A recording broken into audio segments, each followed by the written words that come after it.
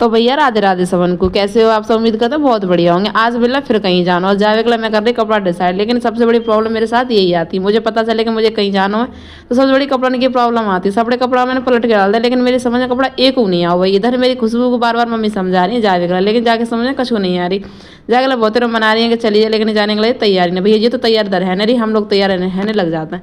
भैया मैंने फटाफट यहाँ पे बाल झाड़े, बाल झाड़ने के बाद मैंने खाया खाना, क्योंकि भैया का फोन आ रहा हो बार बार के जाना हो बहुत जल्दी, क्योंकि भैया आ रहे थे हम लोग लेट। इधर जल्दी जल्दी खाना खा रहा, मेरे खाना रहो तो अटक, मैंने पानी यानी पी के फटाफट खाना खाओ। तो भैया मैंने खाओ बड़ी तेज स्पीड से खाना में खाए रहे, जब तक आया था बच्चे बोल बोला बुआ जल्दी चला, पापा बहुत जल्दी बुला रहे हैं, क्योंकि भैया थे बहुत जल्दी। और जल्दी जल्दी भैया मैं जानो तो कपड़ा डिसाइड है, खाना नाम ने खाए लो पहन रहे हम जूते इतने में आती है। बिटिया बिटिया बोलो हमें यही खबर दे आती है कि जल्दी चलो।